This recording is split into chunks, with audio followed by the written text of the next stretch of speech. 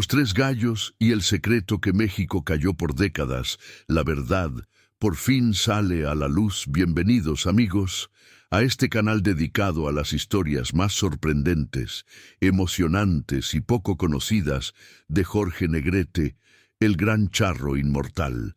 Aquí revivimos momentos, curiosidades ocultas y relatos que marcaron la música mexicana para siempre. Si te apasiona la época de oro, las leyendas del cine y las historias que casi nadie conoce, este es tu lugar. Antes de empezar, te invito a suscribirte, dejar tu me gusta y activar la campanita para que no te pierdas ninguno de nuestros videos. Tu apoyo nos ayuda muchísimo para seguir contando estas historias increíbles. Ahora sí, prepárate, porque lo que vas a escuchar hoy te va a dejar con la boca abierta. Vamos con la historia. El Brey, capítulo 1. Las sombras del teatro. Alameda. El aire matutino de la Ciudad de México se colaba por las ventanas empañadas del Teatro Alameda con esa humedad característica del mes de octubre de 1953. En el escenario principal, bajo las luces apagadas que colgaban como arañas dormidas, tres figuras masculinas conversaban en voz baja. Sus siluetas se recortaban contra el telón de fondo bordado en oro que había visto nacer tantas leyendas del cine y la música mexicana.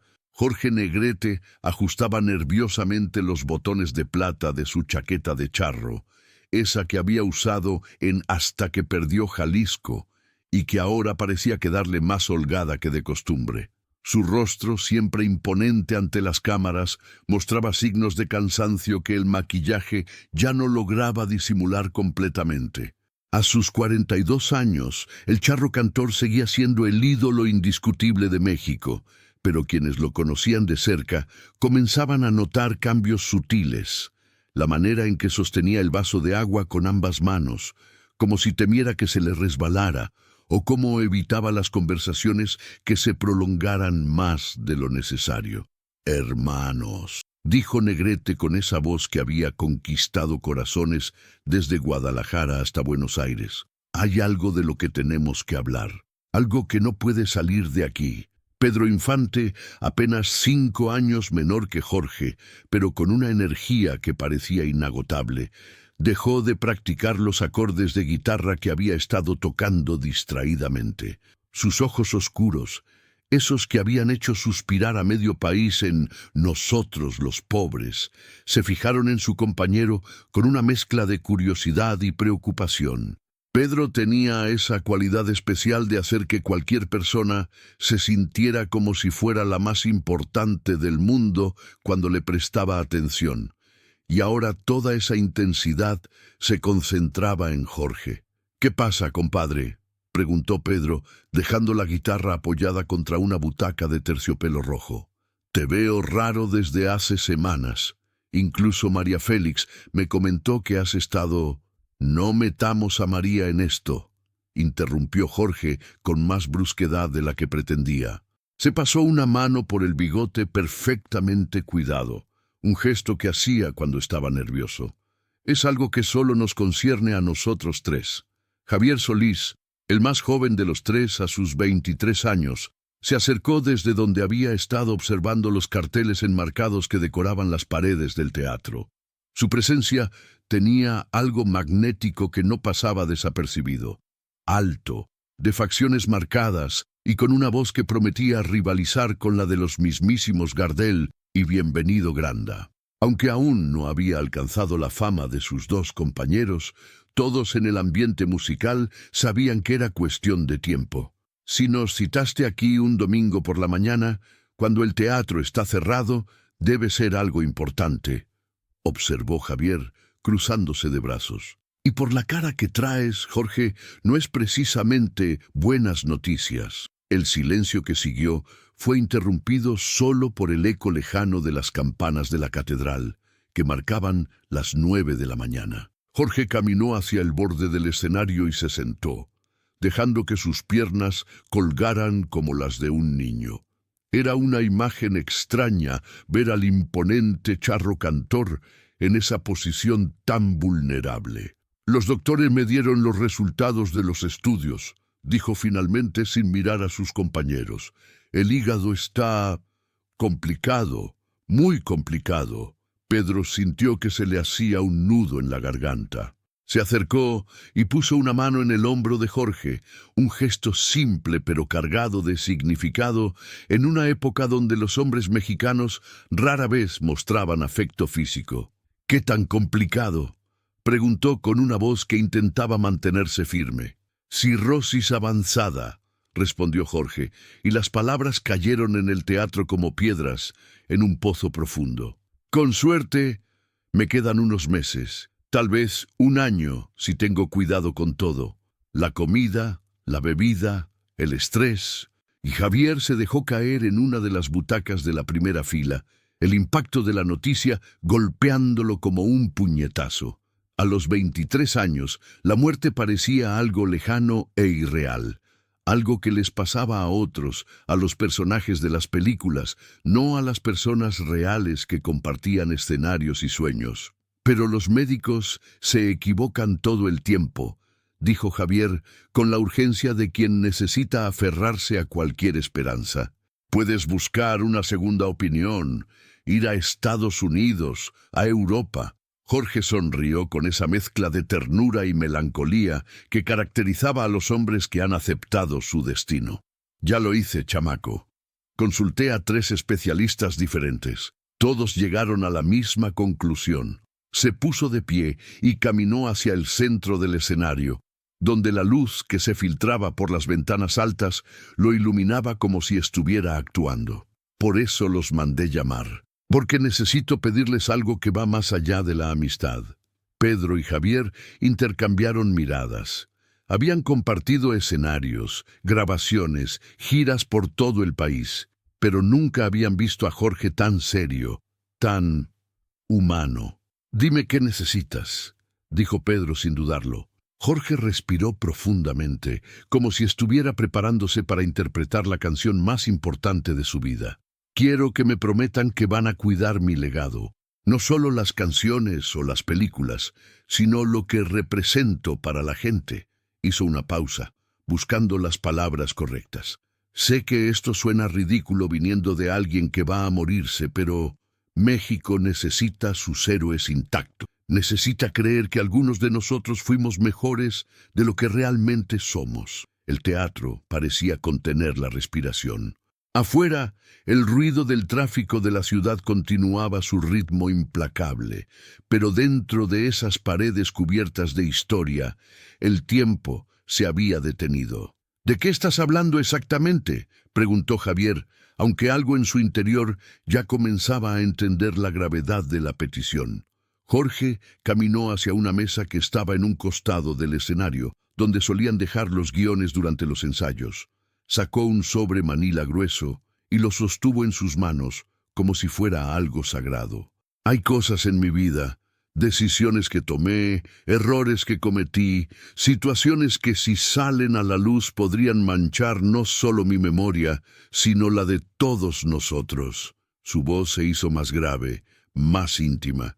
Este sobre contiene documentos, cartas, fotografías, evidencia de cosas que es mejor que permanezcan ocultas. Pedro se acercó, intrigado, pero también preocupado. ¿Qué tipo de cosas, Jorge? Cosas que podrían destruir matrimonios, arruinar carreras, lastimar a gente inocente. Jorge apretó el sobre contra su pecho. Cosas que, si cayeran en manos equivocadas, podrían usarse para chantajear a personas que respeto y amo. El silencio volvió a instalarse entre ellos. Javier se levantó de su asiento y subió al escenario, acercándose a sus 2 compañeros. ¿Qué quieres que hagamos con eso?, preguntó señalando el sobre. Quiero que lo guarden, que lo escondan donde nadie pueda encontrarlo, y cuando ustedes 2 también se vayan de este mundo.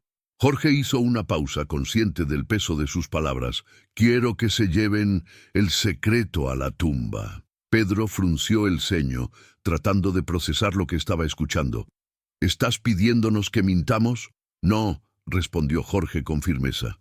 Les estoy pidiendo que protejan la verdad. Hay una diferencia. Se acercó a Pedro y le puso las manos en los hombros. Compadre, tú tienes hijos pequeños. Javier, tú apenas estás empezando tu carrera. Yo voy a morir, pero ustedes van a seguir viviendo en un país que necesita creer en algo puro, en algo bueno. La luz que entraba por las ventanas había cambiado de ángulo, proyectando sombras más largas sobre el escenario. El teatro, que había sido testigo de tantas actuaciones memorables, ahora era el escenario de un drama real más intenso que cualquier obra de ficción. Javier extendió la mano hacia el sobre.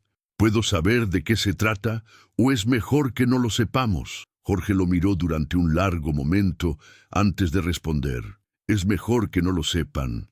Así, cuando les pregunten, podrán responder con honestidad que no saben nada. Sonrió con tristeza. Pero si algún día alguien viene con historias, con rumores, con supuestas evidencias, ustedes sabrán que la verdad completa está aquí y podrán decidir qué hacer con ella. Pedro tomó el sobre con ambas manos, sintiendo su peso no solo físico, sino emocional. ¿Por qué nosotros, Jorge? ¿Por qué no tu familia, o María, o...? Porque ustedes son los únicos que entienden lo que significa ser lo que somos, interrumpió Jorge. Los únicos que saben el precio de ser símbolos, además de hombres. Su voz se quebró ligeramente. Porque confío en que van a hacer lo correcto, incluso si no es lo más fácil. Los tres hombres permanecieron inmóviles durante varios minutos, cada uno perdido en sus propios pensamientos. Afuera, México continuaba su vida normal, sin sospechar que en ese teatro, tres de sus más grandes ídolos estaban forjando un pacto que definiría su legado para las décadas venideras. Finalmente, Javier rompió el silencio. Está bien, Jorge. Te damos nuestra palabra. Pedro asintió, apretando el sobre contra su pecho. Pero con una condición, añadió. Nada de despedidas dramáticas. Nada de comportarte como si ya estuvieras muerto. Mientras tengas vida, la vamos a vivir juntos, como siempre. Jorge sonrió por primera vez en toda la mañana y por un momento volvió a ser el hombre carismático que había conquistado América. Trato hecho, compadres. Se dieron la mano los tres, sellando un acuerdo que ninguno de ellos podía imaginar cuánto impacto tendría en la historia de México. Cuando abandonaron el Teatro Alameda esa mañana de octubre, llevaban consigo más que un secreto. Llevaban la responsabilidad de proteger un mito. Pedro guardó el sobre en una caja fuerte que tenía en su casa detrás de una fotografía familiar. Ninguno de los tres volvió a mencionar esa conversación, pero todos sabían que sus vidas habían cambiado para siempre. 6 semanas después, Jorge Negrete moriría en Los Ángeles, llevándose consigo el contenido exacto de aquellos documentos, pero dejando tras de sí una promesa que Pedro y Javier cumplirían hasta sus últimos días. El Hospital de Los Ángeles se alzaba contra el cielo gris de diciembre como un monumento a la esperanza y la desesperación humana. En la habitación 314, Jorge Negrete yacía conectado a una serie de tubos y monitores que marcaban el ritmo irregular de su lucha final. A sus pies de la cama, María Félix permanecía sentada en una silla de cuero desgastado, sus ojos rojos de tanto llorar, pero su espalda recta como siempre, negándose a mostrar debilidad incluso en los momentos más dolorosos. «No deberías haber venido tan lejos», murmuró Jorge con voz ronca, apenas un susurro comparado con el poderoso timbre que había enamorado a millones. Los doctores de México podrían haber... «Cállate, Jorge», le respondió María con esa mezcla de ternura y autoridad que la caracterizaba. «Los mejores especialistas del mundo están aquí. Si hay alguna posibilidad, la vamos a encontrar». Pero ambos sabían... La madrugada del 15 de noviembre de 1953 encontró a Pedro Infante despierto en su estudio de grabación privado, ubicado en una casona colonial de la colonia Roma.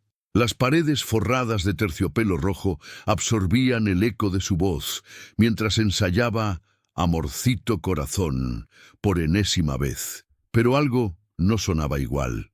Cada nota parecía cargarse de una melancolía que no había estado ahí antes. Javier Solís llegó poco después de las 5 de la mañana, como habían acordado la noche anterior. Lo encontró sentado frente al piano, con los ojos enrojecidos y una botella de tequila medio vacía sobre la tapa del instrumento. ¿Ya empezaste sin mí, hermano?, preguntó Javier, quitándose el sombrero y colgándolo en el perchero junto a la puerta. Pedro levantó la vista lentamente. No he parado desde ayer. Es como si la voz de Jorge siguiera aquí, ¿sabes? Como si estuviera esperando que termináramos lo que comenzamos. El ambiente del estudio se sentía denso, cargado de recuerdos. Sobre el piano descansaban las partituras que Jorge Negrete había estado revisando en sus últimos días, llenas de anotaciones hechas con su letra característica, inclinada y decidida. En una esquina, su guitarra Martin de 1948 reposaba en su estuche abierto, como si esperara las manos de su dueño. Javier se acercó al piano y tocó suavemente las teclas, produciendo una melodía melancólica que se extendió por el silencio matutino. Anoche no pude dormir, confesó. Seguía pensando en lo que nos dijo en el hospital, eso de que teníamos que cuidar el legado. ¿Tú crees que sabía algo que nosotros no?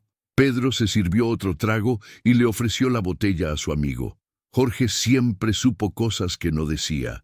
Era su manera de protegernos, de proteger lo que habíamos construido juntos. La conversación fue interrumpida por el sonido de pasos en el patio exterior. Ambos se miraron extrañados. Nadie más tenía las llaves del estudio. La puerta se abrió lentamente y apareció la figura de Agustín Lara, envuelto en una gabardina gris que goteaba por la llovizna matutina. «Flaco Lara», murmuró Pedro, poniéndose de pie. «¿Qué haces aquí a estas horas?» Agustín se quitó la gabardina con movimientos pausados, revelando un traje negro impecable que contrastaba con su expresión sombría. «Vengo de hablar con Julián Soler en los estudios Azteca. Hay cosas que necesitan saber, muchachos. Cosas sobre Jorge y sobre ustedes». Se sentó en uno de los sillones de cuero que rodeaban una mesa baja de cristal, donde usualmente discutían arreglos musicales y proyectos futuros. Esta vez, la atmósfera era completamente diferente. «Los estudios están nerviosos», comenzó Agustín, encendiendo un cigarro con manos que temblaban ligeramente.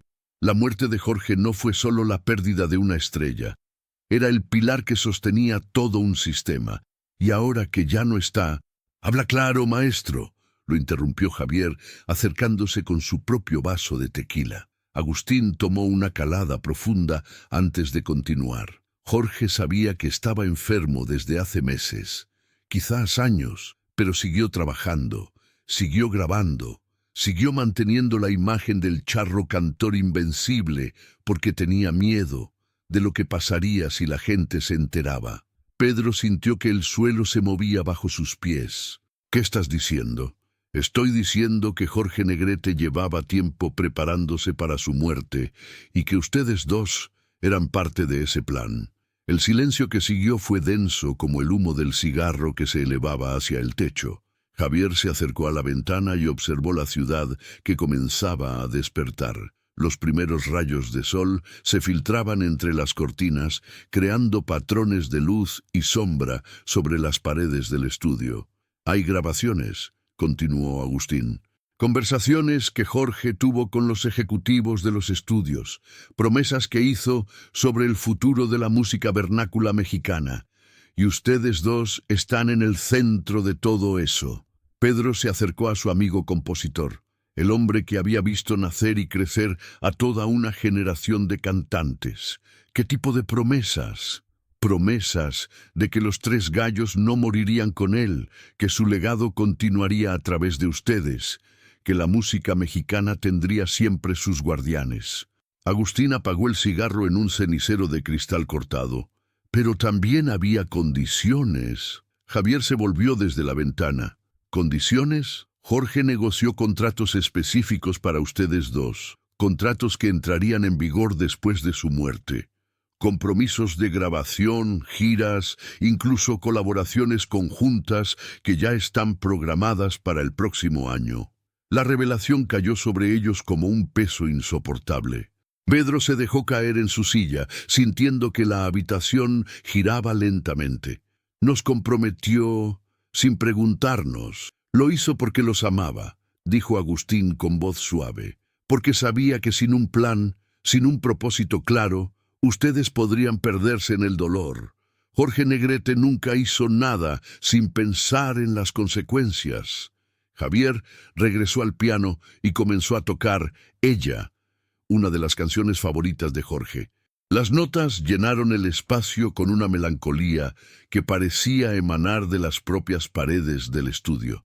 Pedro lo acompañó con su voz, cantando en voz baja, como si fuera una oración.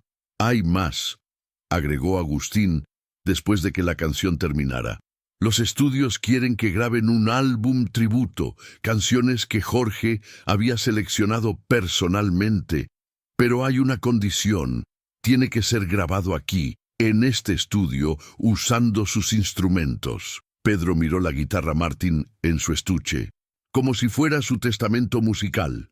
«Exactamente. Y hay una fecha límite. Tiene que estar listo para Navidad». Jorge quería que su último regalo al pueblo de México fuera escuchar a los tres gallos juntos una vez más, aunque fuera solo en espíritu. La mañana avanzaba y los primeros ruidos del tráfico comenzaron a filtrarse desde la calle. El estudio, que había sido su refugio creativo, ahora se sentía como una capilla donde debían honrar la memoria de su amigo perdido. Javier cerró la tapa del piano suavemente.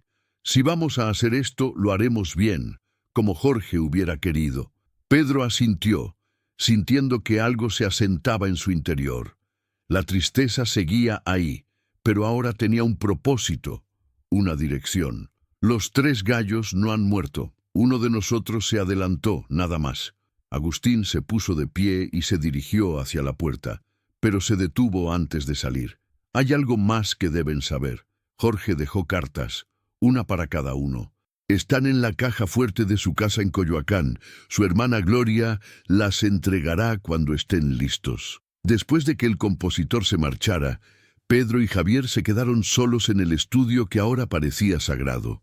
La botella de tequila permanecía sobre el piano, pero ninguno de los dos sintió deseos de beber más. Tenían trabajo que hacer, una promesa que cumplir, un legado que proteger. Pedro tomó la guitarra Martín de su estuche y la afinó lentamente.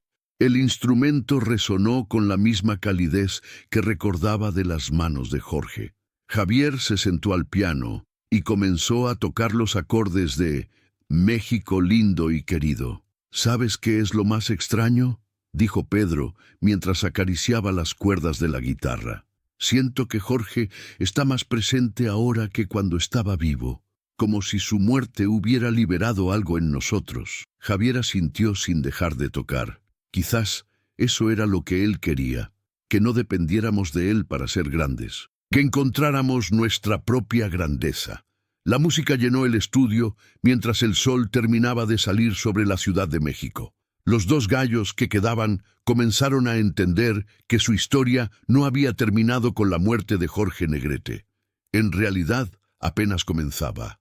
La casa de Jorge Negrete en Coyoacán se alzaba imponente entre las calles empedradas del barrio colonial, sus muros de cantera rosa reflejando la luz dorada de la tarde del 20 de noviembre. Pedro Infante y Javier Solís llegaron juntos en el Buick azul marino de Pedro, sus rostros serios mientras observaban la residencia que había sido testigo de tantas tardes de música y camaradería. Gloria Negrete los recibió en el portón de hierro forjado, vestida de luto riguroso, pero con la dignidad erguida que caracterizaba a la familia. Sus ojos, del mismo verde intenso de Jorge, mostraban la mezcla de dolor y determinación de quien ha decidido cumplir hasta el último deseo de su hermano. «Pasen, por favor», dijo con voz firme, guiándolos por el patio central donde las bugambilias moradas caían como cascadas sobre las columnas de cantera. «Jorge me pidió que les entregara esto cuando estuvieran listos. Creo que ese momento ha llegado». El estudio personal de Jorge se encontraba en el segundo piso de la casa, con ventanas que daban al jardín trasero, donde solía componer en las tardes tranquilas. Las paredes estaban forradas de fotografías. Jorge con Pedro Infante durante las grabaciones de Dos tipos de cuidado, con Javier Solís en el Teatro Blanquita, con María Félix en su primera boda, con los mariachis de Vargas de Tecalitlán. Gloria se dirigió a una caja fuerte empotrada en la pared, detrás de una pintura al óleo que representaba un charro a caballo. Con manos temblorosas pero decididas, marcó la combinación. 15, 12, 11, las fechas de nacimiento de los tres gallos. Jorge cambió esta combinación hace 6 meses, explicó mientras extraía 3 sobres de papel manila, cada uno marcado con una letra elegante. Dijo que cuando llegara el momento sabría qué significaba. Pedro tomó el sobre que llevaba su nombre con reverencia, como si contuviera algo sagrado. Javier hizo lo mismo. El tercer sobre, marcado simplemente como para México, permaneció en las manos de Gloria. «¿Podemos?», comenzó Pedro, pero su voz se quebró. Jorge quería que las leyeran aquí, en su estudio. Dijo que este lugar los ayudaría a entender. Gloria se retiró discretamente, cerrando la puerta tras de sí. El silencio del estudio era absoluto, interrumpido solo por el tic-tac del reloj de pared y el murmullo distante de la fuente del patio. Pedro se sentó en el sillón de cuero favorito de Jorge, mientras Javier ocupó la silla del escritorio donde su amigo solía escribir canciones. Pedro abrió su sobre primero. La letra de Jorge era inconfundible, firme, inclinada hacia la derecha, con esa elegancia que reflejaba su personalidad. «Mi querido Pedro, si estás leyendo esta carta, significa que el destino ha cumplido lo que los médicos me anunciaron hace meses. No te escribo para despedirme, porque los verdaderos hermanos nunca se despiden. Te escribo para pedirte algo que solo tú puedes hacer. Eres el más carismático de los tres gallos. Tu sonrisa puede iluminar el corazón más triste. Tu voz puede sanar las heridas más profundas, pero también eres el más vulnerable de nosotros.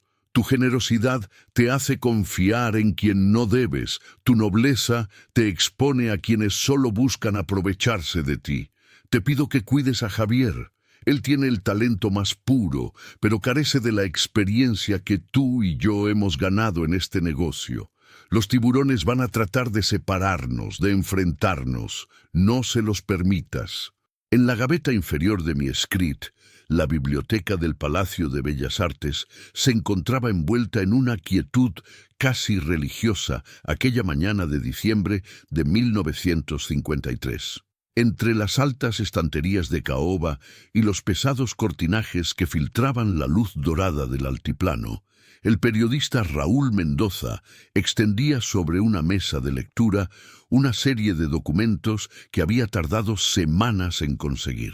Sus manos temblaban ligeramente, no por el frío que se colaba por las ventanas emplomadas, sino por la magnitud de lo que tenía ante sus ojos. «Dios mío», murmuró en voz baja, ajustándose los anteojos de montura metálica mientras examinaba una carta fechada apenas 3 semanas antes de la muerte de Jorge Negrete. La caligrafía era inconfundible. La letra elegante y decidida del charro cantor, trazada con la misma determinación con que había conquistado los corazones de todo un continente.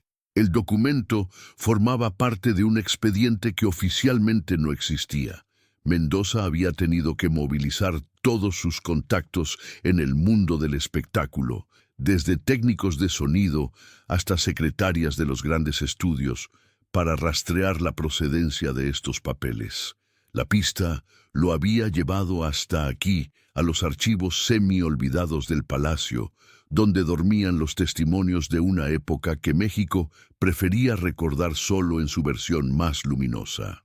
«Mi querido Pedro», comenzaba la carta dirigida a Infante, «las cosas se han complicado más de lo que imaginábamos. El doctor Márquez fue muy claro en su diagnóstico, y aunque María insiste en que busquemos otras opiniones, creo que ambos sabemos la verdad. Por eso es más importante que nunca que cumplamos con lo que acordamos. Javier está de acuerdo, y espero que tú también comprendas que no se trata solo de nosotros tres, sino de algo mucho más grande. Mendoza se detuvo en esa línea, sintiendo cómo se le aceleraba el pulso. ¿A qué acuerdo se refería Negrete? Durante semanas había estado siguiendo rumores vagos, testimonios fragmentados de músicos y técnicos que hablaban de reuniones secretas entre los tres grandes del cine y la música mexicana. Pero esto era la primera evidencia concreta de que tales encuentros habían existido realmente.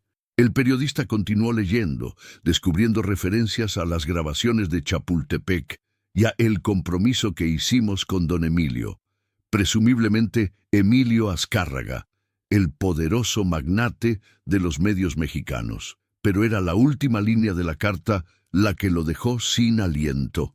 Si algo me pasa, Pedro, recuerda que el baúl que está en casa de mi hermana contiene todo lo necesario para que la verdad salga a la luz cuando México esté listo para escucharla. Un ruido en el pasillo lo sobresaltó. Mendoza alzó la vista y vio la silueta de un hombre mayor acercándose entre las estanterías. Era don Aurelio Vázquez, el archivista jefe del palacio, un hombre que había dedicado más de 30 años a custodiar los secretos culturales de la nación. «Veo que ha encontrado los documentos Negrete», dijo don Aurelio, con una sonrisa que no llegaba a sus ojos. Su voz era apenas un susurro, pero cargada de una autoridad incuestionable. «Debo advertirle, joven Mendoza, que esos papeles llegaron aquí de manera irregular». «¿Irregular cómo?», preguntó Mendoza, sin apartar la vista de los documentos. Don Aurelio se acercó más, sus pasos amortiguados por la gruesa alfombra persa que cubría el suelo. «La viuda de Jorge, doña María Félix, los envió personalmente hace apenas una semana. Llegó aquí una noche, después del horario oficial, acompañada por un abogado y un notario. Me entregó esta caja sellada con instrucciones muy específicas». El archivista hizo una pausa, mirando hacia las puertas cerradas de la biblioteca como si temiera ser escuchado. Las instrucciones eran claras. Estos documentos debían permanecer sellados durante al menos 10 años, a menos que alguien con la autorización correcta viniera a reclamarlos antes. Cuando usted llegó la semana pasada con esa carta firmada por Pedro Infante, supe que el momento había llegado. Mendoza sintió cómo se le secaba la boca. La carta de autorización que había presentado era auténtica, había costado mucho conseguirla, pero no había imaginado que formaría parte de un plan tan elaborado. ¿Sabe usted qué más contiene esa caja? Don Aurelio sonrió con melancolía. Fotografías, más cartas y algo que me llamó particularmente la atención. Rollos de grabaciones de audio. Pequeños, del tipo que se usaba en estudios privados para hacer demostraciones o ensayos. Doña María fue muy específica en que esas grabaciones no debían ser reproducidas sin la presencia de los tres. Infante, Solís y... Bueno, obviamente eso ya no es posible. El periodista sintió cómo se le erizaba la piel. ¿3 voces en las grabaciones? No lo sé con certeza, pero los rollos están etiquetados con fechas de septiembre de 1953, apenas unas semanas antes de... Don Aurelio no terminó la frase, pero ambos sabían a qué se refería. Lo que sí puedo decirle es que doña María parecía muy afectada cuando trajo estos documentos. No era la mujer férrea que todos conocemos, parecía asustada. Mendoza volvió su atención a los papeles, esta vez examinando un documento diferente. Era una especie de contrato o acuerdo, redactado en un lenguaje formal, pero sin membrete oficial. El encabezado simplemente decía: Pacto de los Tres Gallos, septiembre 15, 1953. Las firmas al final eran inconfundibles. Jorge Negrete, Pedro Infante y Javier Solís. Don Aurelio, dijo Mendoza con voz temblorosa, ¿conoce usted el contenido de este acuerdo? El archivista se acercó y echó un vistazo al documento. Su expresión se tornó grave. He visto muchas cosas en mis años aquí, joven. Documentos de presidentes, cartas de artistas famosos, testimonios de eventos históricos. Pero nunca había visto algo que me produjera tanta inquietud como ese papel. Hizo una pausa, eligiendo cuidadosamente sus palabras. Hay secretos que una nación necesita guardar para proteger sus símbolos, pero también hay verdades que tarde o temprano exigen ser contadas. Mientras Mendoza continuaba revisando los documentos, don Aurelio se dirigió a una vitrina cerrada con llave y extrajo un pequeño reproductor de audio portátil. Doña María también dejó esto, dijo, colocando el aparato sobre la mesa, con instrucciones de que se usara únicamente si alguien llegaba con la autorización correcta. Supongo que ha llegado el momento. El periodista observó el reproductor con una mezcla de fascinación y temor. Si realmente contenía grabaciones de los tres grandes juntos, sería un descubrimiento histórico sin precedentes. Pero algo en la expresión de don Aurelio le advirtió que lo que estaba a punto de escuchar cambiaría para siempre su perspectiva sobre los tres gallos. ¿Está seguro de que quiere hacer esto?, preguntó el archivista, su mano suspendida sobre el botón de reproducción. Una vez que escuche lo que contienen estas grabaciones, no podrá fingir que no lo sabe. Mendoza asintió con determinación, aunque su corazón latía como un tambor. En su carrera como periodista había descubierto muchos secretos, pero intuía que este sería diferente. Este secreto no pertenecía solo a tres hombres, sino a toda una nación que había elevado a estos artistas al panteón de los inmortales. Don Aurelio presionó el botón, y el pequeño motor del reproductor comenzó a zumbar suavemente. Primero solo se escuchó el siseo característico de las grabaciones antiguas, pero después, clara e inconfundible, surgió la voz de Jorge Negrete, no cantando, sino hablando en un tono serio y melancólico que Mendoza jamás había escuchado en sus películas o presentaciones públicas. «Hermanos míos», decía la voz del charro cantor, «si están escuchando esto, significa que ya no estoy con ustedes. Pero también significa que ha llegado el momento de que México conozca la verdad sobre lo que realmente nos unió y sobre el precio que estuvimos dispuestos a pagar por mantener vivo el sueño de nuestro pueblo». La grabación continuó, y con cada palabra, Mendoza comprendía que se encontraba ante el descubrimiento periodístico más importante de su carrera, pero también ante una responsabilidad que lo acompañaría por el resto de su vida. La voz de Jorge Negrete continuaba fluyendo desde el pequeño reproductor de audio, llenando la biblioteca con una presencia que parecía desafiar la realidad de su muerte reciente. Raúl Mendoza se había acercado tanto al aparato que podía escuchar hasta la más mínima inflexión en el tono del charro cantor, mientras don Aurelio permanecía de pie junto a la ventana, como si necesitara mantener una distancia respetuosa con los secretos que estaban siendo revelados. «Pedro, Javier», continuaba la voz grabada de Negrete, «antes de que hablemos de lo que nos trajo aquí esta noche, quiero que sepan que durante estos meses he estado reflexionando mucho sobre lo que significa ser un símbolo para la gente. María me dice que estoy siendo demasiado filosófico, pero creo que cuando uno siente que su tiempo se acaba, estas cosas cobran una importancia diferente». Se escuchó un ruido de fondo, como sillas siendo movidas, y después la voz inconfundible de Pedro Infante. «Jorge, hermano, no hables así. Todavía tienes muchos años por delante». «Déjame terminar, Pedro», respondió Negrete con una firmeza que contrastaba con la calidez habitual de su voz pública. «He estado pensando en lo que le dijimos a don Emilio hace 3 meses, esa promesa que le hicimos. Y he llegado a la conclusión de que tal vez nos comprometimos con algo que va más allá de lo que cualquiera de nosotros puede controlar». Mendoza intercambió una mirada con don Aurelio. El archivista había palidecido visiblemente, y sus manos temblaban ligeramente mientras se aferraba al marco de la ventana. La grabación continuó, y ahora se escuchó la voz más joven de Javier Solís.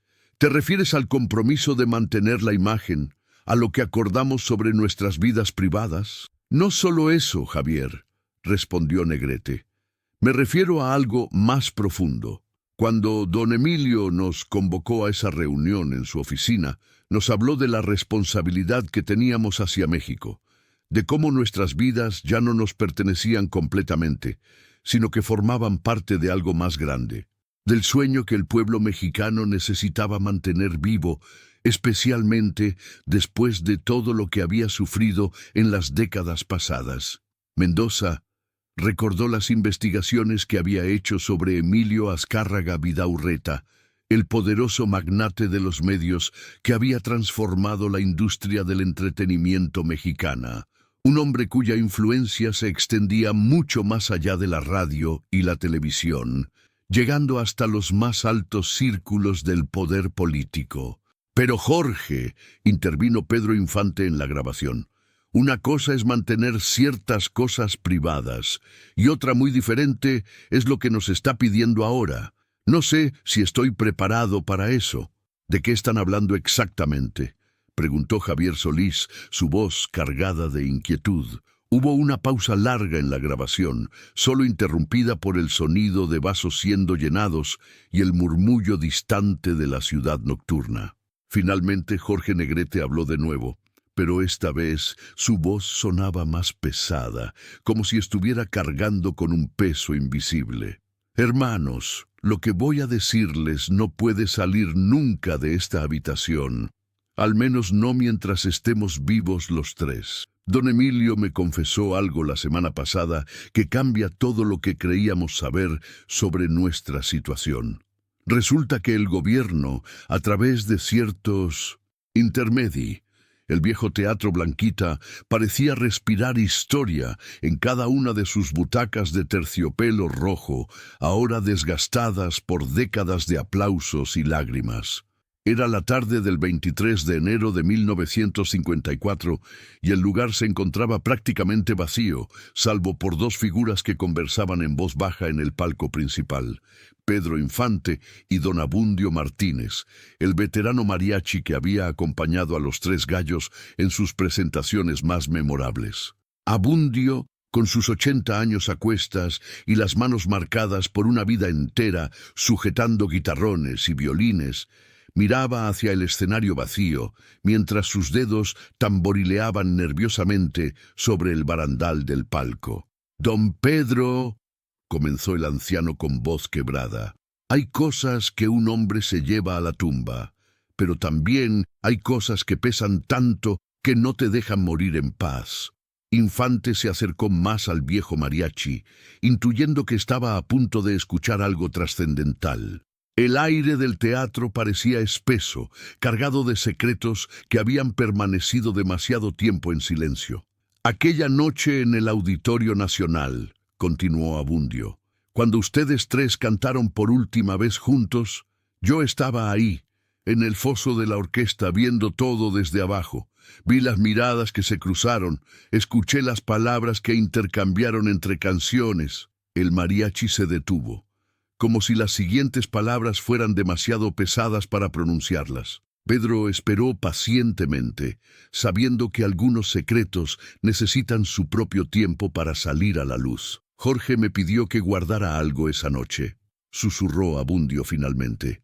«Me entregó un sobre lacrado y me hizo jurar que solo se lo daría a usted o a don Javier si algo le pasaba. Abundio», me dijo, «esto es más importante que cualquier canción que hayamos cantado juntos». Pedro sintió como si el suelo se moviera bajo sus pies. Durante todos estos meses había sospechado que existía algo más, algún elemento que faltaba en el rompecabezas de la muerte de Jorge Negrete. «¿Dónde está ese sobre, don Abundio?».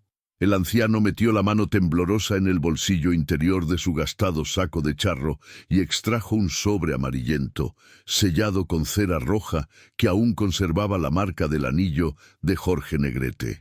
«Aquí está, don Pedro. 67 días he cargado con este peso.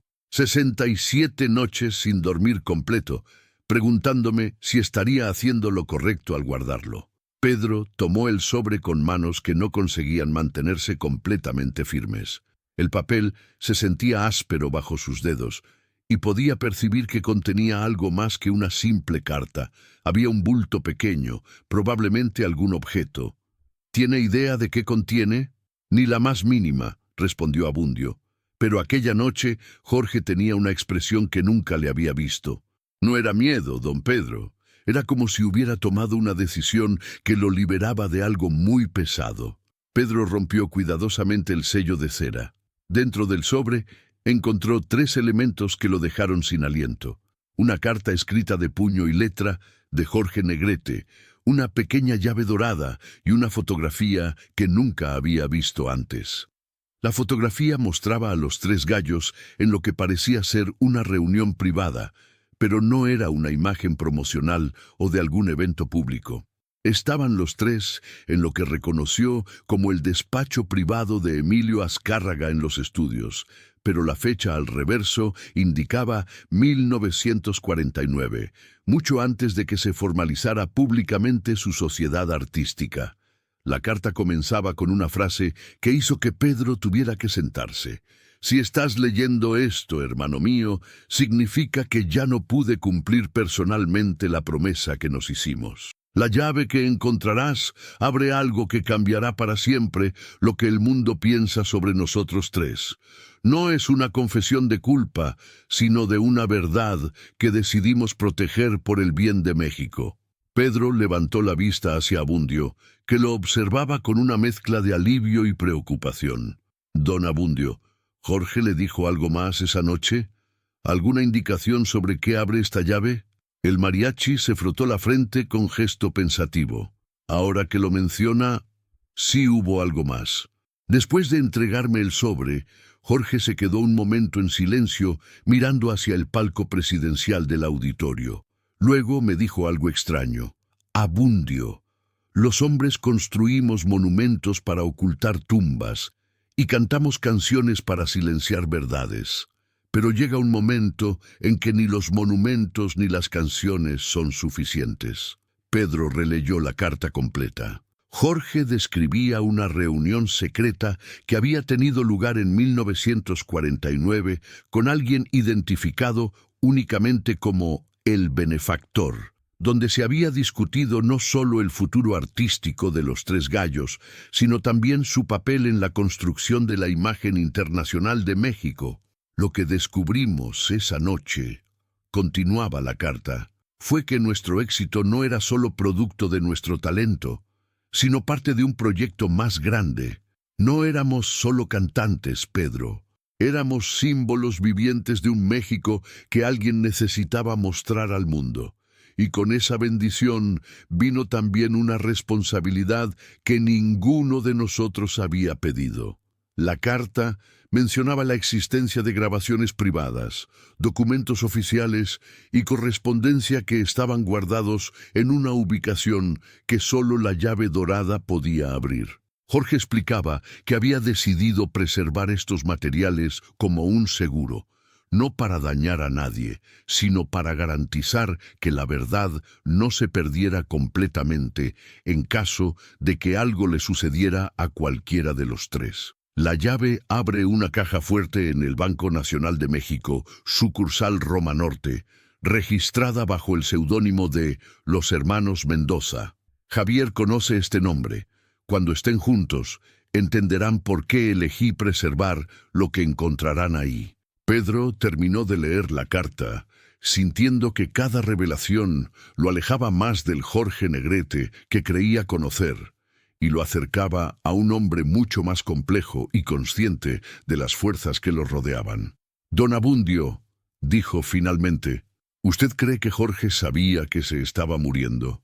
El viejo mariachi contempló la pregunta durante varios segundos antes de responder. Don Pedro, en mis 80 años he visto morir a muchos hombres. Algunos mueren sorprendidos, otros mueren luchando, pero unos pocos mueren preparados.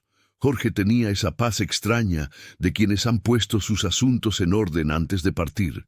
No creo que supiera exactamente cuándo, pero sí creo que sabía que su tiempo se acortaba.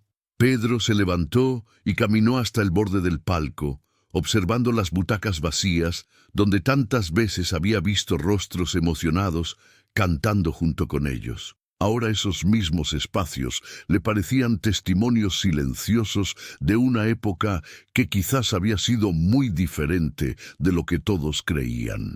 «¿Qué piensa hacer con lo que Jorge le dejó?», preguntó Abundio. Pedro guardó cuidadosamente la carta, la fotografía y la llave en el bolsillo interior de su chamarra de cuero. «Voy a buscar a Javier. Si Jorge quería que conociéramos la verdad juntos, así va a ser». Abundio se levantó lentamente, apoyándose en el bastón que había comenzado a usar después de una caída reciente. «Don Pedro, hay algo más que debería saber. La noche que Jorge murió en Los Ángeles, recibí una llamada telefónica muy extraña.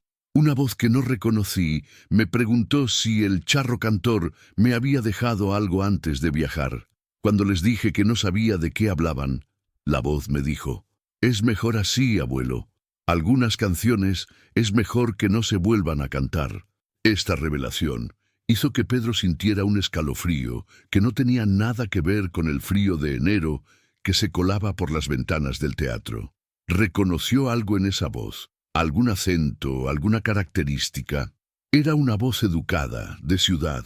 No era amenazante, pero tampoco era amistosa. Era profesional, como la de alguien acostumbrado a hacer este tipo de llamadas. Pedro asintió gravemente. Cada nueva pieza de información confirmaba sus sospechas de que la muerte de Jorge había sido solo el comienzo de algo mucho más complejo. «Don Abundio, necesito pedirle un favor más. Durante los próximos días, si alguien más le pregunta sobre Jorge o sobre esa noche, dígales que ya entregó todo lo que tenía. No mencione que me vio hoy, no mencione la llave ni la carta». «¿Cree que puede haber peligro?». Pedro observó una vez más el teatro vacío, pensando en todas las presentaciones que habían dado ahí, en todas las veces que habían subido a ese escenario creyendo que solo cantaban para entretener al público. «No lo sé, don Abundio, pero Jorge no habría tomado tantas precauciones si no hubiera una razón importante para hacerlo». Los dos hombres salieron del Teatro Blanquita en silencio, cada uno cargando con el peso de secretos que parecían crecer con cada revelación. Pedro sabía que su próxima conversación con Javier Solís sería crucial, no solo para entender el pasado, sino para decidir qué hacer con una verdad que aparentemente alguien había preferido mantener enterrada junto con Jorge Negrete. Mientras caminaba por las calles de la Ciudad de México, Pedro no podía quitarse de la mente las últimas líneas de la carta de Jorge. «La música que hicimos juntos fue real, hermano, pero el escenario en el que la tocamos era más grande de lo que cualquiera de nosotros imaginó. Ahora te toca a ti y a Javier decidir si el público debe conocer toda la obra o si algunas canciones es mejor que permanezcan en el corazón de quienes las vivieron». El Banco Nacional de México en la colonia Roma Norte lucía imponente bajo el sol matutino del 28 de enero de 1954. Sus columnas de mármol y su arquitectura neoclásica proyectaban la solidez de una institución que había resguardado los tesoros de la nación durante décadas. Pedro Infante y Javier Solís se encontraron en la entrada principal, ambos vestidos con trajes formales que contrastaban con la tensión que se reflejaba en sus rostros. Javier había recibido la llamada de Pedro la noche anterior, y después de escuchar sobre la carta de Jorge y la misteriosa llave, había pasado horas despierto tratando de recordar cualquier mención de los hermanos Mendoza en sus conversaciones con el charro cantor. «¿Recuerdas ahora algo sobre ese nombre?», preguntó Pedro mientras subían los escalones de mármol hacia la entrada del banco. «Sí», respondió Javier con voz grave. «Jorge lo mencionó una vez, en 1950. Estábamos en Guadalajara, después de una presentación en el Teatro Degollado. Había bebido más de la cuenta y me dijo que había abierto una cuenta bajo ese nombre para guardar cosas que México podría necesitar algún día. Pensé que se refería a dinero, tal vez algunos ahorros para emergencias familiares. La gerencia del banco lo recibió con la deferencia reservada para las figuras públicas de su calibre. El gerente, don Rodolfo Castellanos, un hombre meticuloso de mediana edad, con lentes de montura dorada, los guió personalmente hacia las cajas de seguridad ubicadas en el sótano del edificio. Es muy inusual que soliciten acceso a una caja registrada bajo seudónimo, comentó don Rodolfo mientras descendían por las escaleras de mármol. Normalmente requerimos documentación extensa, pero las instrucciones específicas dejadas por el titular de la cuenta incluían sus nombres reales como únicos beneficiarios autorizados. Pedro y Javier intercambiaron miradas significativas. Jorge había planeado cada detalle de esta situación. El sótano del banco era un mundo diferente. Pasillos estrechos iluminados por lámpara, el estudio de grabación RCA. Víctor en la Ciudad de México se encontraba en penumbras cuando Pedro Infante empujó la pesada puerta de cristal. Era una madrugada fría de enero de 1954, apenas 2 meses después del funeral de Jorge Negrete. El eco de sus pasos resonó en el pasillo vacío, acompañado únicamente por el zumbido distante de los equipos de refrigeración. Pedro llevaba en sus manos una carpeta de cuero gastado, la misma que había encontrado entre las pertenencias que María Félix había decidido entregarle personalmente una semana atrás. Esto era de Jorge, le había dicho con voz quebrada, y creo que tú eres el único que puede entender lo que significa. Dentro de la carpeta descansaban 3 partituras manuscritas, escritas con la letra elegante y precisa de Negrete. En la primera hoja, una dedicatoria que hizo que Pedro sintiera un nudo en la garganta. Para mis hermanos del alma, Pedro y Javier, que esta canción sea nuestro juramento eterno. Jorge, diciembre de 1953. La composición se titulaba Hermanos de Canto, y era, sin lugar a dudas, la obra más personal que Jorge había creado jamás. Las notas danzaban en el pentagrama con una melodía que combinaba la fuerza del mariachi tradicional con una intimidad que pocos conocían del charro cantor. Pedro se dirigió hacia el piano que ocupaba el centro del estudio principal.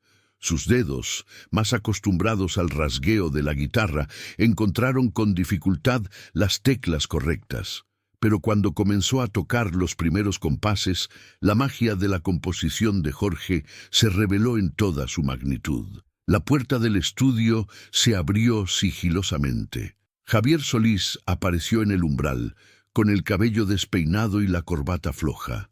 «Escuché el piano desde la calle», murmuró, acercándose lentamente. «Reconocería esa melodía en cualquier parte». Pedro se detuvo, girando en el banquillo del piano. «También recibiste...» «María Félix me buscó ayer», confirmó Javier, sacando de su chaqueta una carpeta idéntica. «Me dijo que Jorge había dejado instrucciones específicas. Si algo le pasaba, quería que nosotros termináramos lo que él había comenzado». Los 2 hombres se miraron en silencio, el peso de la responsabilidad asentándose sobre sus hombros. Jorge no solo había compuesto una canción, había creado un testamento musical, una pieza que requería las 3 voces para cobrar vida completa. «Hay algo más», dijo Javier, aproximándose al piano. «En mi carpeta había una nota adicional. Jorge sabía que su tiempo se acababa, Pedro. Los médicos le habían dado el diagnóstico final en noviembre». Pedro cerró los ojos, sintiendo cómo la pérdida se hacía más real con cada revelación. Jorge había pasado sus últimas semanas no solo batallando contra la enfermedad, sino creando un legado que los uniría para siempre. «Entonces tenemos que hacerlo», declaró Pedro con determinación renovada. «Tenemos que grabar Hermanos de Canto como él quería. Es lo que Jorge habría esperado de nosotros». Javier se acercó al micrófono principal, ajustando la altura con movimientos precisos. «¿Crees que podamos hacerle justicia sin él aquí?» Pedro regresó al piano, sus dedos encontrando nuevamente las teclas. «No se trata de hacerle justicia, Javier, se trata de honrar su memoria.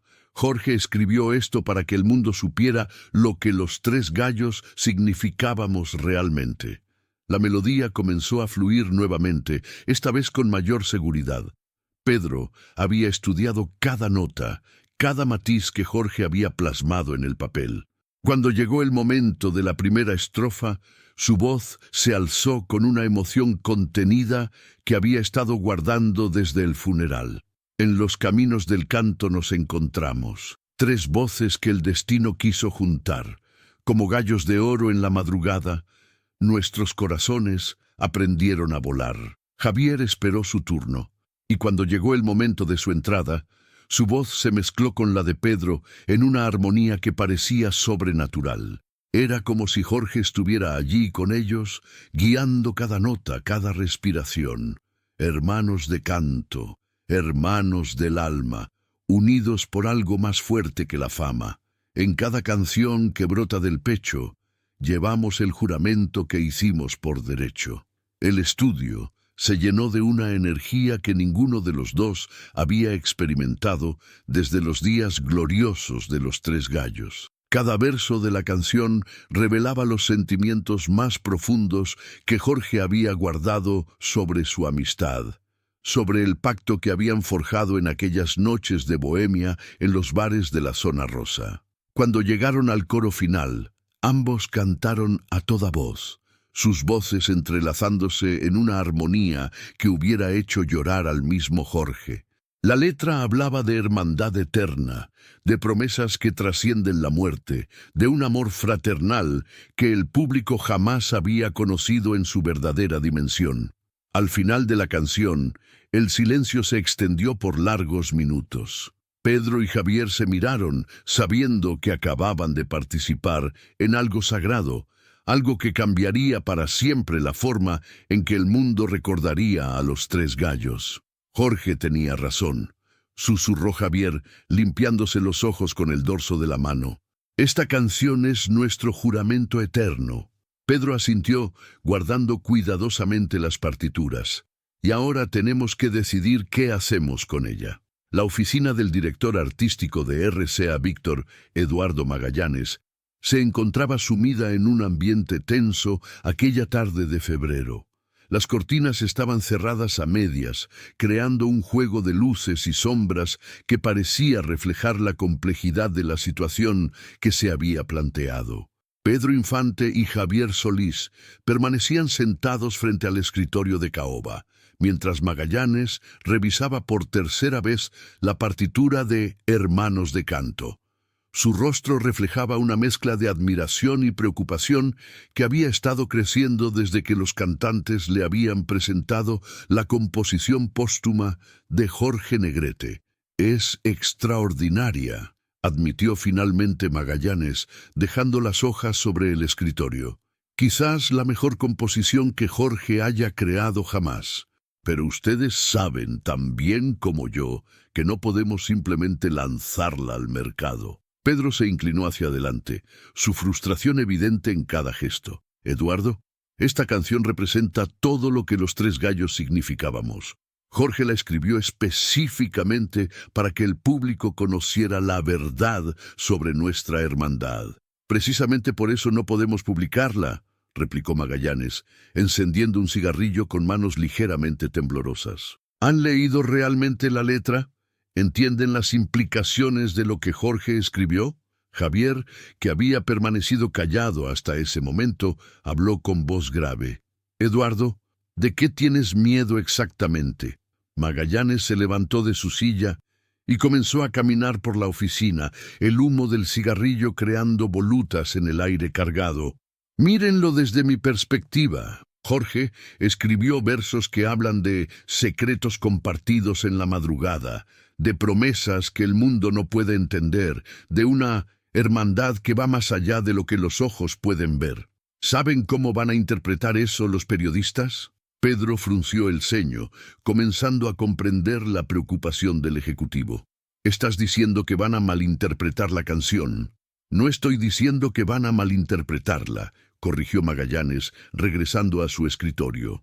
«Estoy diciendo que van a interpretarla exactamente como les convenga para vender más periódicos. Y ustedes dos, con Jorge apenas enterrado, van a encontrarse defendiendo no solo su propia reputación, sino la memoria de su amigo». El silencio se extendió por la habitación. Pedro y Javier intercambiaron miradas, comprendiendo gradualmente la magnitud del dilema que enfrentaban. La canción que Jorge había creado como un testimonio de amor fraternal podría ser fácilmente distorsionada por una prensa sensacionalista. Además, continuó Magallanes, aplastando el cigarrillo en el cenicero, están los aspectos comerciales. María Félix ya ha expresado sus reservas sobre cualquier material póstumo de Jorge. Teme que pueda afectar la forma en que el público recuerda a su esposo. Javier se puso de pie abruptamente, paseando hacia la ventana. Entonces, ¿qué sugieres? ¿Que guardemos la canción en un cajón y pretendamos que nunca existió? Sugiero que piensen cuidadosamente en las consecuencias, respondió Magallanes con firmeza. Jorge escribió esa canción en un momento de vulnerabilidad emocional, sabiendo que se estaba muriendo. ¿Realmente creen que habría querido que se convirtiera en un escándalo? Pedro se levantó también, acercándose a sus compañeros junto a la ventana. La vista daba a la bulliciosa avenida Insurgentes, donde la vida cotidiana continuaba sin conocer el drama que se desarrollaba en esa oficina. Eduardo tiene razón en una cosa, admitió Pedro lentamente. Jorge era muy cuidadoso con su imagen pública. Siempre supo cómo manejar a la prensa, cómo dar a conocer solo lo que quería que supieran. Pero también era honesto, intervino Javier. Y en esta canción fue más honesto de lo que había sido nunca. No merecemos respetar esa honestidad. Magallanes regresó a su escritorio y sacó de un cajón un folder lleno de recortes de periódicos. Miren estos titulares de las últimas semanas. El misterio de los últimos días de Jorge Negrete. Los secretos que se llevó el charro cantor. Pedro Infante rompe el silencio sobre su amistad con Negrete. La prensa ya está especulando, y eso es sin tener ningún material concreto. Pedro tomó algunos de los recortes, leyendo por encima los artículos sensacionalistas. La realidad de la situación se hacía más clara con cada línea que leía. Los periodistas estaban buscando cualquier excusa para crear controversia alrededor de la memoria de Jorge. ¿Y si la grabamos, pero no la publicamos inmediatamente?, propuso Javier, una idea comenzando a formarse en su mente. Podríamos esperar a que pase un tiempo hasta que las especulaciones se calmen. Magallanes negó con la cabeza. En esta industria, Javier, las grabaciones tienen vida propia. Si existe, eventualmente va a salir a la luz, y cuando lo haga, será en el peor momento posible. Pedro se dejó caer en su silla, sintiendo el peso de la decisión sobre sus hombros. Jorge quería que el mundo supiera la verdad sobre lo que significábamos el uno para el otro, pero también hubiera querido proteger nuestras carreras y nuestras familias. Exactamente, coincidió Magallanes. Y ahora ustedes tienen que decidir qué habría priorizado Jorge, la verdad o la protección. La tarde se había convertido en una lucha interna para ambos cantantes. Por un lado, sentían la obligación moral de cumplir con el último deseo de su amigo. Por el otro, comprendían que publicar Hermanos de Canto podría destruir no solo sus propias carreras, sino también manchar la memoria del hombre que tanto habían amado. «Necesitamos tiempo para pensarlo», declaró finalmente Pedro, poniéndose de pie. «Esta decisión no puede tomarse a la ligera». Magallanes asintió, comprendiendo la complejidad emocional de la situación. «Tómense todo el tiempo que necesiten. Pero recuerden, una vez que esta canción vea la luz, no habrá forma de retroceder». Mientras Pedro y Javier salían de la oficina, cada uno cargaba en su corazón el peso de una decisión que definiría no solo su futuro, sino el legado eterno de los Tres Gallos. La madrugada del 15 de diciembre de 1953 envolvía la Ciudad de México en un manto de neblina que parecía presagiar el luto que se avecinaba. En el Hospital Inglés, los pasillos resonaban con el eco apagado de pasos nerviosos y susurros de preocupación. Jorge Negrete yacía en la cama de la habitación privada, su rostro marcado por el sufrimiento, pero manteniendo esa dignidad que lo había caracterizado toda su vida. Pedro Infante se acercó lentamente a la cama, sosteniendo entre sus manos temblorosas una pequeña grabadora portátil. Había llegado el momento que los tres habían temido durante meses, la hora de cumplir con la promesa más sagrada de su hermandad. Javier Solís permanecía junto a la ventana, contemplando las primeras luces del amanecer que se filtraban entre las cortinas del hospital. ¿Estás seguro de esto, hermano?, murmuró Pedro, su voz quebrándose ligeramente. Todavía podemos... Jorge levantó una mano débil pero firme, interrumpiendo las palabras de su compadre. Sus ojos, aunque cansados por la enfermedad, brillaban con una determinación inquebrantable.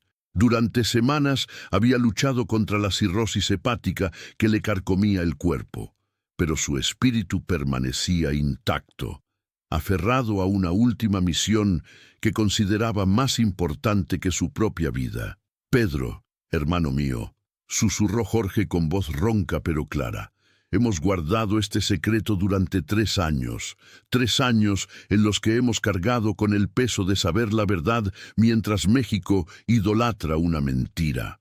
No puedo irme de este mundo sin cumplir nuestra promesa». Javier se apartó de la ventana y se acercó a sus amigos. Su rostro reflejaba una mezcla de dolor y resolución. Los tres sabían que lo que estaba a punto de revelarse cambiaría para siempre la historia del cine y la música mexicana. Era un secreto que había nacido en 1950 durante las filmaciones de Dos tipos de cuidado, cuando un incidente aparentemente menor había desencadenado una cadena de eventos que terminaría marcando sus vidas para siempre. ¿Recuerdan cómo comenzó todo?, preguntó Jorge, cerrando los ojos como si pudiera ver con claridad aquellos días lejanos. Fue durante la filmación de aquella escena del duelo cantado. Yo interpretaba a Jalisco González, Pedro era Espiridón Moreno, y por primera vez en nuestras carreras íbamos a enfrentarnos como rivales en pantalla.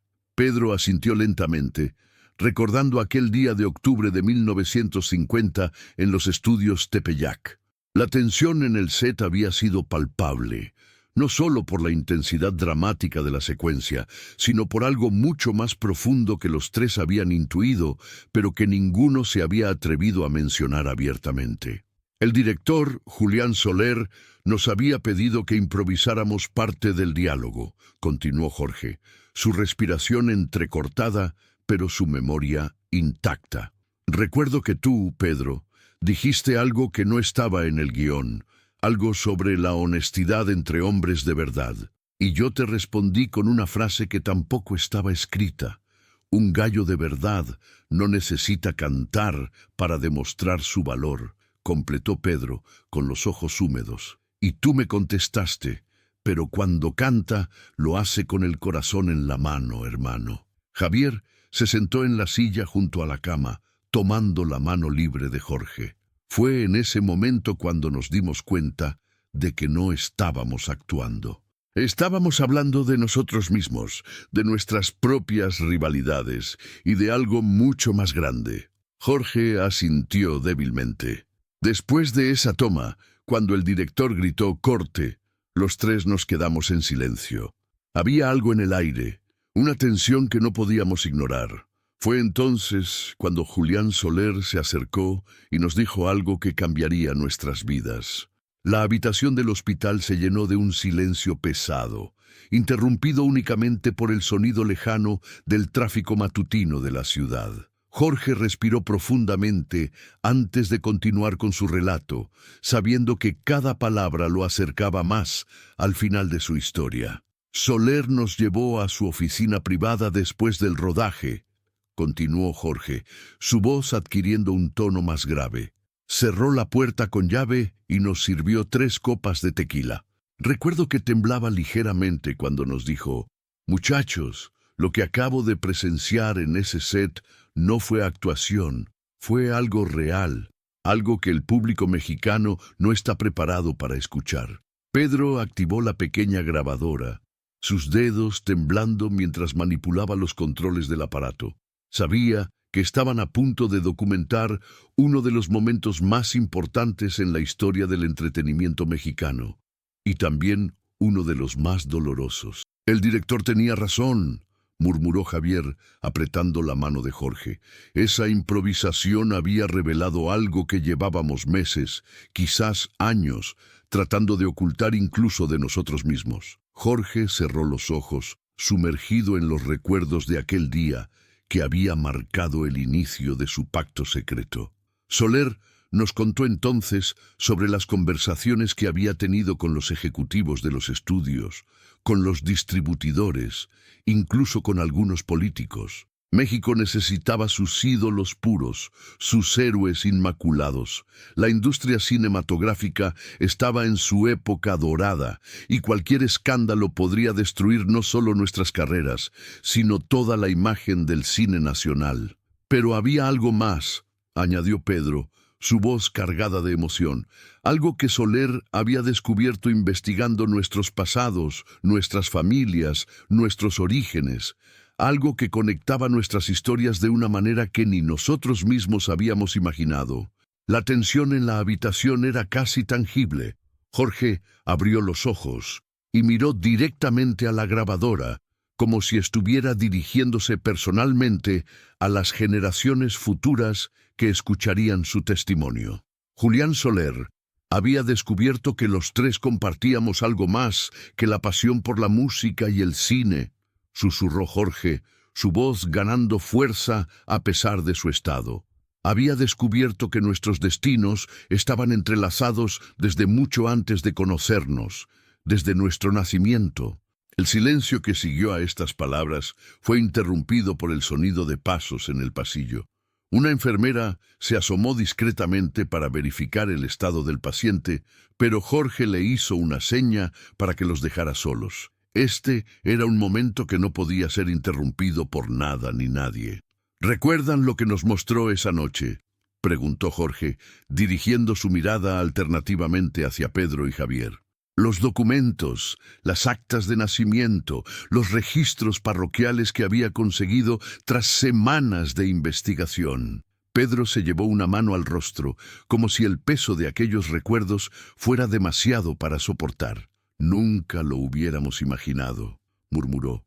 Nunca, ni en nuestros sueños más salvajes. Soler nos había citado en su oficina para mostrarnos la verdad, continuó Jorge, su respiración cada vez más laboriosa pero su determinación intacta. Una verdad que explicaba por qué nuestras voces armonizaban tan perfectamente, por qué nuestras personalidades se complementaban de manera casi sobrenatural, por qué el público sentía esa conexión especial cuando aparecíamos juntos en pantalla.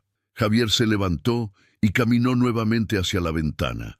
El sol ya había salido completamente, bañando la ciudad con una luz dorada que contrastaba dramáticamente con la penumbra emocional que envolvía a los tres amigos. Era más que una coincidencia, dijo Javier sin voltear, su voz apenas audible. Mucho más que una simple coincidencia del destino. Jorge asintió lentamente, preparándose para revelar el núcleo del secreto que habían guardado durante 3 años. Los documentos que nos mostró Soler esa noche demostraban algo extraordinario, susurró, cada palabra pesando como plomo en el aire enrarecido de la habitación del hospital. Algo que cambiaría para siempre nuestra comprensión de quiénes éramos y por qué habíamos sido unidos por el destino. La grabadora seguía funcionando silenciosamente, capturando cada palabra, cada respiración, cada pausa cargada de significado. Pedro miró el pequeño aparato con una mezcla de temor y esperanza, sabiendo que estaban documentando un momento que sería recordado durante décadas. «Hermanos», murmuró Jorge, reuniendo las últimas fuerzas que le quedaban, «ha llegado el momento de contar la verdad completa, el secreto que Julián Soler descubrió, el secreto que prometimos guardar hasta que uno de nosotros estuviera a punto de partir hacia el más allá». Los 3 hombres se miraron en silencio, unidos por un lazo que trascendía la amistad, la rivalidad profesional e incluso la muerte que se acercaba inexorablemente. En sus ojos brillaba la determinación de cumplir con una promesa que había definido los últimos años de sus vidas. «México merece saber la verdad», susurró Jorge finalmente, «y nosotros merecemos partir de este mundo sin llevar este peso en nuestros corazones». La habitación del Hospital Inglés se había transformado en un confesionario donde tres de las voces más queridas de México estaban a punto de revelar el secreto más guardado de la época dorada del cine nacional. Jorge Negrete, con el rostro demacrado, pero los ojos brillando con una intensidad sobrenatural, se incorporó ligeramente en la cama, apoyándose en las almohadas que Pedro había acomodado cuidadosamente detrás de su espalda. La noche del 23 de octubre de 1950, comenzó Jorge, su voz adquiriendo un tono narrativo que recordaba sus mejores interpretaciones cinematográficas. Julián Soler extendió sobre su escritorio 3 documentos que había conseguido tras semanas de investigación minuciosa. Eran copias certificadas de actas de nacimiento, pero no cualquier acta. Eran nuestras actas originales, las verdaderas, no las que habían sido alteradas para la industria del entretenimiento. Pedro se acercó más a la cama, activando una pequeña lámpara para proporcionar mejor iluminación. La grabadora continuaba funcionando silenciosamente, capturando cada matiz de aquella confesión histórica. «Recuerdo que mis manos temblaron cuando tomé mi acta original», continuó Jorge, cerrando los ojos como si pudiera volver a sentir el papel entre sus dedos. Había sido expedida en Guanajuato el 30 de noviembre de 1911, pero había algo que no coincidía con la versión oficial que todos conocían. Algo que Soler había descubierto investigando en los archivos parroquiales más antiguos de la región. Javier se sentó nuevamente junto a la cama, tomando la mano libre de Jorge. Su rostro reflejaba la misma tensión y expectativa que había sentido aquella noche de 1950, cuando el mundo tal como lo conocían había comenzado a desmoronarse. «Mi acta también tenía inconsistencias», murmuró Javier, su voz cargada de emoción. «Nacido en Dolores Hidalgo el 1 de septiembre de 1931, pero el nombre del padre que aparecía en el documento original era diferente al que yo había conocido toda mi vida». Pedro respiró profundamente antes de continuar con el relato que había marcado sus vidas. «Y la mía era la más reveladora de todas», dijo, su voz temblando ligeramente. «Nacido en Mazatlán el 18 de noviembre de 1917, pero con un detalle que explicaba tantas cosas que nunca habíamos comprendido». Jorge abrió los ojos y miró directamente a la grabadora, como si estuviera dirigiéndose personalmente a la posteridad. Lo que Julián Soler había descubierto era extraordinario, susurró con voz ronca pero clara. Los tres habíamos nacido bajo circunstancias muy similares, en familias que habían guardado secretos durante décadas, pero lo más impactante era lo que conectaba nuestras historias familiares. La tensión en la habitación era palpable. Los rayos del sol matutino se filtraban a través de